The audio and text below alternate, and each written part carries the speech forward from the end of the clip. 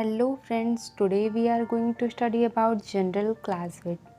क्लाज़विट Prussia का एक महान जनरल था। वह एक सेनापति के साथ साथ महान दार्शनिक और विचारक भी था। उसके लेखों को उसकी मृत्यु के बाद उसकी पत्नी ने वॉर्म कैरेज ऑन वॉर के नाम से प्रकाशित करवाया, जो कि 8 खंडों में विभाजित है। जनरल रेलिकन लिखते हैं कि तथ्यों तथा प्रस्तुतिकरण में ऑन वॉर युद्ध विषयक अब तक की लिखी गई समस्त पुस्तकों में सर्वश्रेष्ठ है। वास्तव में क्लाज़विट सैन्य विचारों के क्षेत्र में अपने युग का सॉलिड विचारक रहा है। क्लाज़विट की मृत्यु के बाद उसके युद्ध से संबंधित संकलित महत्वपूर्ण विचारों को उसकी पत्नी बेरीबान क्लाज़विट ने 1832 से 1837 के मध्य 10 ग्रंथों में प्रकाशित किया था। क्लाज़विट की महान कृति ऑन वॉर है, जो राष्ट्र की सरकारी और युद्ध विषयक नीति के बीच के आपसी संबंधों का एक महान और निश्चयात्मक सर्वेक्षण है, जो 8 खंडों में विभाजित है। पहला, युद्ध की प्रकृति, नेचर ऑफ वॉर। दूसरा है युद्ध के सिद्धांत, थ्योरी ऑफ वॉर। तीसरा है स्ट्रैटेजी यानी स्ट्रेटजी। चौथा है युद्ध क्षेत्र, कॉम्बैट। पांचवा है सैन्य शक्ति, मिलिट्री फोर्सेस। 6 नंबर है सुरक्षा यानी डिफेंस। 7वां है आक्रमण, अटैक। 8वां है युद्ध योजना, प्लान ऑफ वॉर। जनरल रेलिकन लिखते हैं कि तथ्यों तथा प्रस्तुतिकरण में ऑन वॉर युद्ध विषयक अब तक लिखी गई समस्त पुस्तकों में सर्वश्रेष्ठ है। सन 1843 में इस पुस्तक का अंग्रेजी अनुवाद किया गया। प्रथम विश्व युद्ध के समय अमेरिका में भी उसकी पुस्तक के युद्ध के सिद्धांत को प्रकाशित किया गया। द्वितीय विश्व युद्ध के समय हिटलर ने ऑन वॉर का 15वां संस्करण जर्मनी में निकलवाया था, जिसे देखकर जर्मनी के युद्ध मंत्री क्लाम्बर्ग ने कहा था कि सैन्य संगठन तथा तकनीकी में अनेकों परिवर्तनों के बावजूद भी क्लाज़विट की पुस्तक ऑन वॉर किसी भी सामरिक युद्धकला के विकास का आधार है। वास्तव में ऑन वॉर पुस्तक का युद्ध संबंधी विचारों के इतिहास में उतना ही महत्वपूर्ण स्थान है जितना राजनीतिक विचारों के इतिहास में कार्ल मार्क्स की पुस्तक दास कैपिटल और डर्बिन की पुस्तक ओरिजिन ऑफ स्पीसीज का है।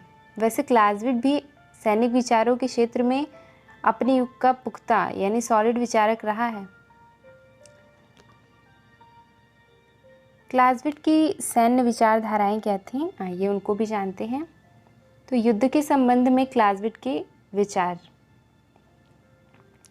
क्लाज़विट नेपोलियन के समकालीन था और उसके विचार मुख्यतः नेपोलियन युगीन परिस्थितियों से पूरी तरह प्रभावित थे। उसके सैनिक विचारों पर उसकी समकालीन परिस्थितियों और उसके जो व्यक्तिगत जीवन था उसका, उन सब का काफ़ी हद तक प्रभाव उस पर पड़ा था। बहुत समय तक सेना के विभिन्न पदों पर रहने तथा नेपोलियन के विरुद्ध लड़ाई लड़ने के कारण उसके विचारों पर सैनिक जीवन के अनुरूप भी स्पष्ट छाप है। सैनिक जीवन के अनुभव की स्पष्ट छाप है। संक्षेप में क्लाज़विट के सैन्य विचार निम्नलिखित हैं।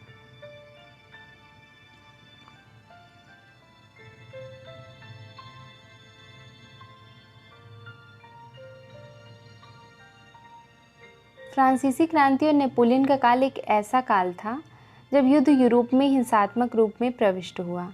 युद्ध का स्वरूप पूर्णतः व्यापक हो गया था क्योंकि नेपोलियन संपूर्ण यूरोप पर नेपोलियन क्या चाहता था, संपूर्ण यूरोप पे अपनी सत्ता स्थापित करना चाहता था। उसके अनुसार इस युग में युद्ध स्वयं व्याख्यान दे रहा था। क्या कहते हैं कि ये जो युग था वो उस युग में युद्ध स्वयं ही व्याख्यान दे रहा था। युद्ध के भयानक स्वरूप के कारण न केवल सामाजिक, आर्थिक और राजनीतिक संरचना वरन विभिन्न राज्यों के बीच शक्ति संतुलन भी अस्त व्यस्त हो गया। नेपोलियन ने अनिवार्य सैनिक सेवा प्रारंभ कर दी थी फ्रांस की क्रांति के बाद। अब युद्ध किसी जाति वर्ग का कार्य न रहकर संपूर्ण राष्ट्र का कर्तव्य बन गया था। इसके परिणाम स्वरूप ही फ्रांस में क्रांतिकारी जनसेना का भी जन्म हुआ था। यदि क्लाज़विट की पुस्तक ऑन वॉर का अध्ययन किया जाए तो ये स्पष्ट हो सकता है कि उसने नेपोलियन की यौद्धिक कार्यवाहियों को बहुत ध्यान से देखा और उसका मूल्यांकन किया। क्लाज़विट ने युद्ध को परिभाषित करते हुए लिखा है कि युद्ध और कुछ नहीं वरन राष्ट्र नीतियों को क्रियान्वित करने का अंतिम साधन है। यहाँ पर उसने युद्ध को एक साधन के रूप में मान्यता प्रदान की है। क्लाज़विट के अनुसार राष्ट्र नीतियों के क्रियान्वयन के लिए राष्ट्र के पास अनेक साधन होते हैं, जिसमें युद्ध अंतिम साधन होता है। उसने युद्ध को अंतिम साधन माना है। जब सारे साधन अपर्याप्त और असफल हो जाते हैं तब राष्ट्र सेना अथवा युद्ध का प्रयोग राष्ट्र उद्देश्यों की प्राप्ति के लिए करता है। अपनी पुस्तक ऑन वॉर में उसने युद्ध को एक हिंसात्मक साधन माना है और कहीं कहीं पर इसे अन्य साधन के रूप में भी अभिव्यक्त किया है। उसने युद्ध को एक तो राष्ट्र नीतियाँ हैं जो उनको क्रियान्वयन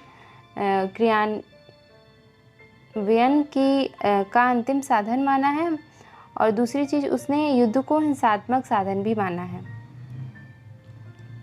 उसने युद्ध की एक संक्रियात्मक परिभाषा दी जो मात्र इतना ही अभिव्यक्त नहीं करती कि युद्ध कैसा होता है। क्लाज़विट ने युद्धों का कारण भी बताया है। उसने युद्धों का कारण बताया है कि दो राष्ट्रों के राष्ट्रहित में द्वंद्व के कारण ही युद्ध होता है। उसके अनुसार युद्ध कुछ नहीं वरन व्यापक पैमाने पर द्वंद्व है।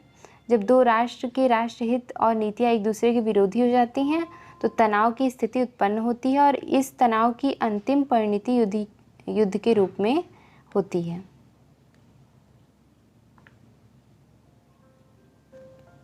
इससे यह निष्कर्ष निकाला जा सकता है कि युद्ध एक हिंसात्मक कार्यवाही है। इस प्रकार वह युद्ध की एक ऐसी परिभाषा देता है जो आज भी उतनी ही प्रासंगिक है जितनी नेपोलियन के समय में थी।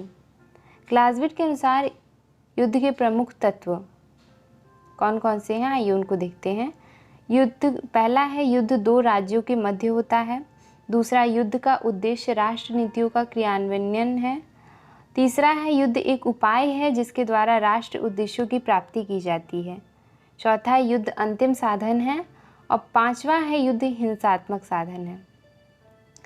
क्लाज़विट ने पूर्व में प्रचलित सीमित युद्ध जो थे उनकी जगह संपूर्ण समग्र युद्ध की अवधारणा का समर्थन किया था, क्योंकि सीमित युद्ध जो था उसमें किराए के सैनिकों द्वारा ये सीमित युद्ध लड़ा जाता था और जिनसे जय पराजय से कोई लेना देना होता ही नहीं था। उनको क्या था कि वो युद्ध को लंबा खींचते थे। उनका यही उद्देश्य होता था कि वो युद्ध को लंबा खींचें और उससे धन कमाएं।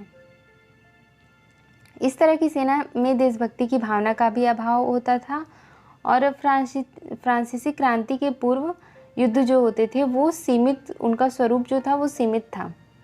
लेकिन फ्रांसीसी क्रांति के बाद जो था वो जनसेना की अवधारणा आई और उसके बाद युद्ध का स्वरूप सीमित नहीं रह गया था।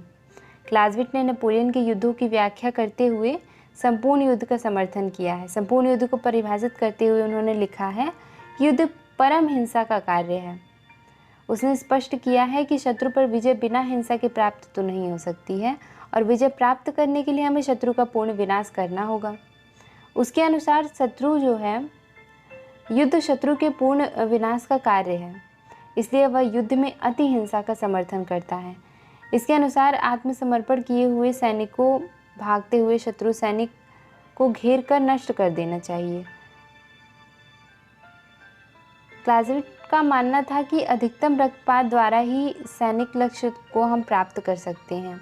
इस कार्य को करने के लिए कोई सरल विधि नहीं है। उसके अनुसार युद्ध में परम हिंसा तभी संभव है जब उसमें उदारता, दया, करुणा आदि का कोई स्थान ही न हो। उसने संपूर्ण युद्ध, समग्र युद्ध की व्याख्या करते हुए लिखा है कि युद्ध कोई वैज्ञानिक नियमों पर आधारित खेल नहीं और न ही कोई अंतर्राष्ट्रीय खेल स्पर्धा है, बल्कि यह हिंसात्मक कार्य है। युद्ध में दया और करुणा का कोई स्थान नहीं है। उसने हिंसा के द्वारा शत्रु से अपनी बात को स्वीकार कराने की कार्यवाही बताया है। लेकिन युद्ध एक पक्षीय कार्यवाही नहीं है। शत्रु भी हिंसात्मक कार्यवाही करता है, जिसके कारण हिंसा चरम अवस्था में पहुंच जाती है। उसने युद्ध में अति हिंसात्मक साधनों के महत्व को लगभग अस्वीकार किया है।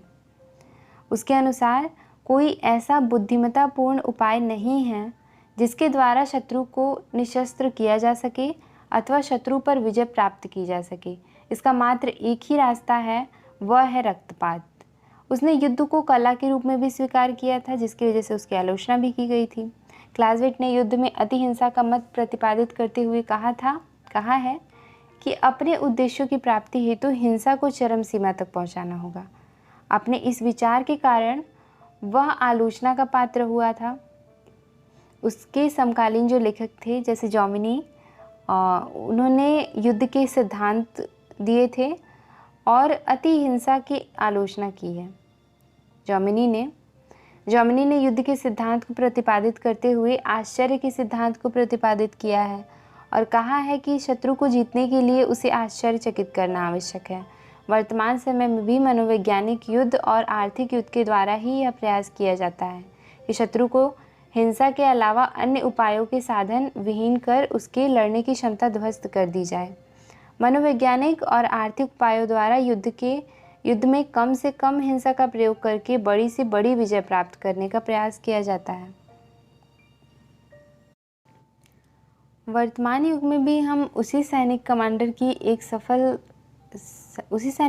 को एक सफल कमांडर कहते हैं जिसने कम से कम रक्तपात करके विजय प्राप्त की हो।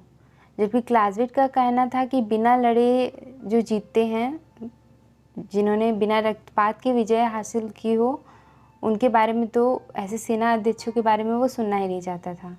इस संदर्भ में उसने लिखा था कि हम उन सैन्य अध्यक्षों के बारे में सुनना नहीं चाहते जो युद्ध में बिना रक्तपात के विजयी रहे हैं।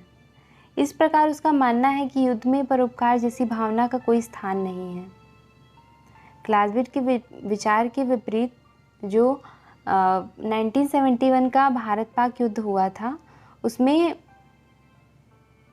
भारत की पाकिस्तान पर विजय का एक महत्वपूर्ण विजय मानी जाती है। भारत की पाकिस्तान पर जो विजय हुई थी, तो इसमें लगभग 93,000 जो सोल्जर्स थे, 93,000 सैनिक युद्ध का परित्याग करके उन्होंने बिना किसी शर्त के आत्मसमर्पण कर दिया था।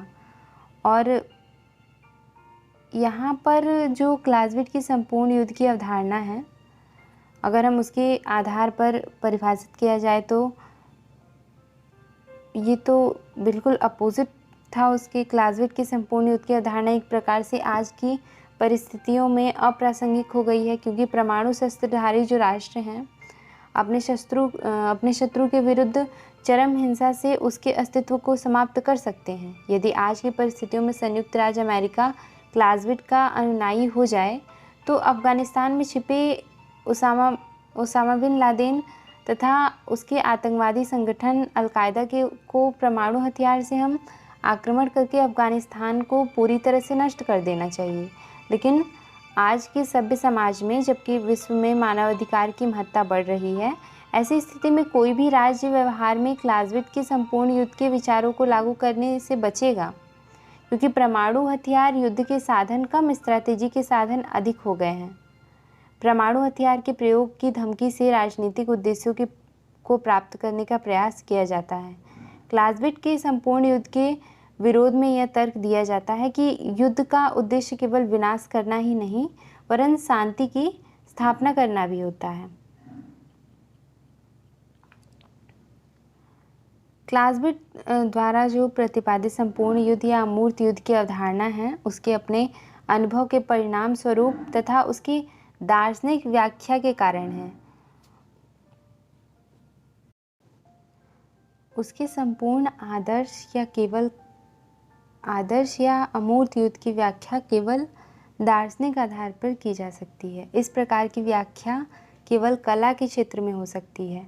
आदर्श या अमूर्तता और पूर्णता स्वयं अपने आप में अपूर्ण है, क्योंकि संपूर्ण युद्ध में क्लाज़ेविट जिस चरम हिंसा की बात करता है, उस तरह की हिंसा या विनाश तभी संभव है जब शत्रु को पूर्णतः नाश कर दिया जाए, लेकिन व्यवहार में ऐसा संभव है नहीं।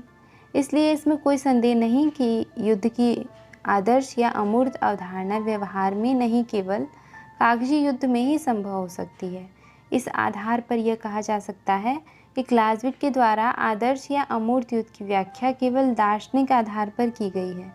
वर्तमान समय में इस तरह के युद्ध को स्वीकार नहीं किया जा सकता है। क्लाज़ेविट युद्ध के ढांचे को निर्मित करने वाले तत्वों के बारे में बताते हैं। तो आइए देखते हैं कि वो तत्व क्या हैं। क्लाज़ेविट ने वास्तविक और समग्र युद्ध, आदर्श युद्ध या अमूर्त के बीच अंतर को स्पष्ट करने के लिए युद्ध के वातावरण को निर्मित करने वाले तत्वों का विश्लेषण किया है, जो निम्नलिखित हैं। क्लाज़ेविट ने कहा है कि हम युद्ध के संपूर्ण स्वरूप को तब तक नहीं समझ सकते जब तक कि हम युद्ध के विशेष वातावरण का अध्ययन न कर लें, जिसमें कि वास्तविक युद्ध लड़े जाते हैं। यह वातावरण भी विभिन्न तत्वों से निर्मित होता है। सैद्धांतिक रूप से युद्ध जैसा दिखाई देता है, वास्तविक रूप में युद्ध वैसा बिल्कुल नहीं होता। दोनों में अंतर होता है। इस अंतर के कारण यह विचार जो सैद्धांतिक एवं दार्शनिक दृष्टि से सही लगते हैं, वास्तविक युद्धों में गलत सिद्ध हो जाते हैं। यह अंतर युद्ध के विशेष वातावरण के कारण उत्पन्न होता है। पहला तत्व है खतरा। क्लाज़ेविट के अनुसार युद्ध खतरों का खेल होता है। खतरों के बिना युद्ध का संपादन नहीं किया जा सकता। क्लाज़ेविट युद्ध को हिंसात्मक मानता है। इस कारण खतरा जो भय अथवा जीवन से संबंधित है, इसके ऊपर मंडराता रहता है। क्लाज़ेविट कहता है कि खतरे के होने या उसके होने की संभावना केवल किसी जनरल पर नहीं, अपितु उसके अधीन सारी टुकड़ियों के दिमाग पर असर डालती है। संग्राम संबंधी सभी निर्णय इससे प्रभावित होते हैं। दूसरा तत्व है शारीरिक थकान या श्रम। सैनिकों को युद्ध के बिना भोजन किए लगातार मीलों मार्च करना पड़ता है।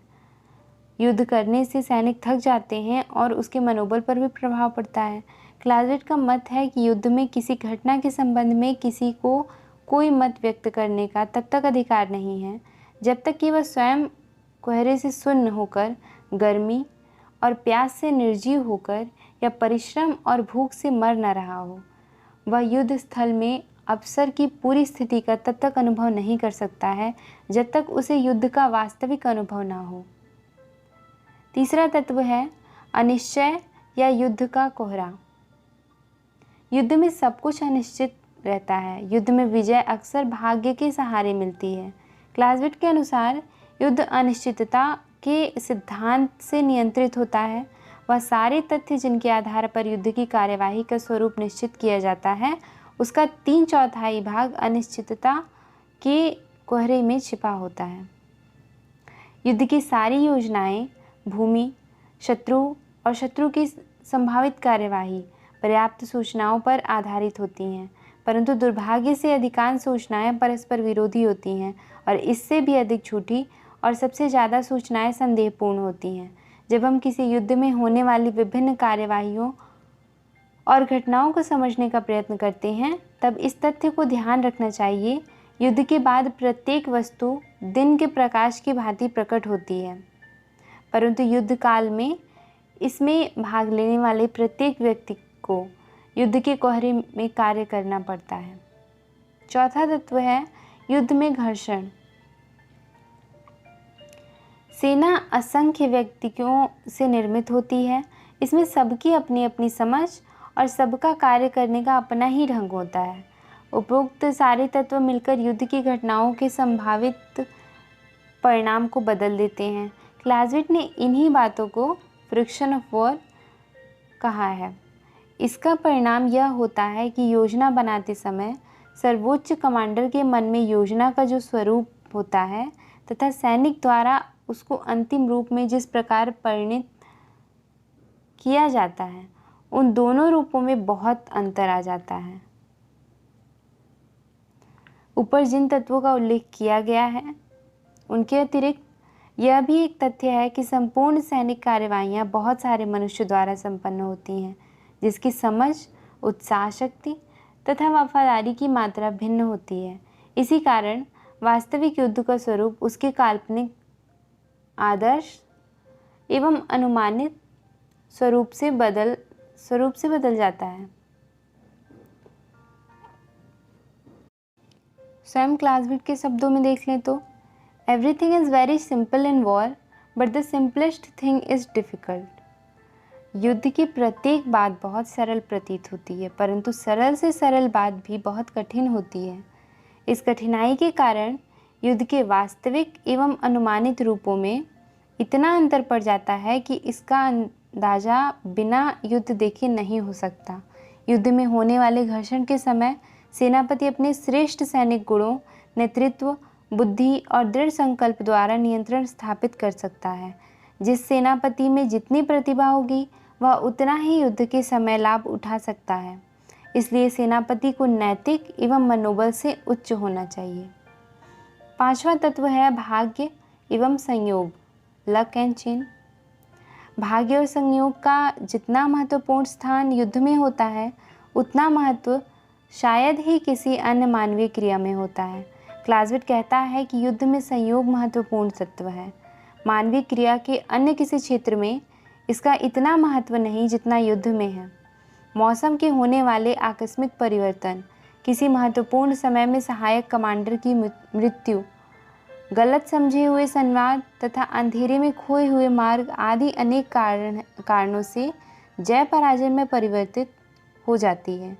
इस प्रकार जहाँ क्लासविट ने युद्ध के भाग्य एवं संयोग की महत्वपूर्ण भूमिका को स्वीकार किया है, वहीं जॉमिनी जो हैं वो युद्ध को एक सैद्धांतिक प्रक्रिया मानते हैं। जॉमिनी के अनुसार युद्ध के कुछ नियम और सिद्धांत होते हैं। यदि उन नियम और सिद्धांतों का पालन किया जाए तो युद्ध की अनिश्चितता को निश्चितता में परिवर्तित किया जा सकता है। इस प्रकार क्लासविट और जॉमिनी के विचारों में अंतर है। क्लासविट के विचार के ऊपर अपने युग की परिस्थितियों का प्रत्यक्ष प्रभाव दिखाई पड़ता है। नेपोलियन की कार्यवाहियों और उद्देश्यों का प्रभाव उसके संपूर्ण युद्ध की अवधारणा में देखा जा सकता है। क्लासविट के ऊपर जर्मन दर्शन का भी प्रभाव पड़ा है। जर्मन दर्शन संपूर्णतावादी है। क्लासविट ने संपूर्ण युद्ध की अवधारणा उसी परिप्रेक्ष्य में प्रतिपादित की है। कुछ आलोचक इस प्रभाव को देखकर कहते हैं कि उसके विचारों में मौलिकता की कमी है, लेकिन यह दृष्टिकोण उचित नहीं। उसके विचार परिस्थितियों से प्रभावित अवश्य हैं, लेकिन अपने में पूर्णता है। क्लासविट द्वारा प्रतिपादित अवधारणाएं, विशेषकर युद्ध की अवधारणा, आज भी प्रासंगिक है। उसने अपने सैनिक विचारों में मनोवैज्ञानिक तत्वों को विशेष महत्ता प्रदान की है और उसको स्पष्ट करते हुए लिखा है कि यदि भौतिक शक्ति तलवार की मुठ है तो मनोवैज्ञानिक तत्व तलवार की चमकती धार। शत्रु को पराजय के लिए विवश करने से उसका तात्पर्य शत्रु के मनोबल को ध्वस्त करना है। साथ ही उसकी मान्यता थी कि अगर दृढ़ इच्छा शक्ति अर्थात उच्च मनोबल है तो पराजय को विजय में परिवर्तित किया जा सकता है। वास्तविक युद्ध जिस वातावरण में लड़ा जाता है वहाँ पर सेनापति और सेना को दृढ़ इच्छा शक्ति का प्रदर्शन करना चाहिए।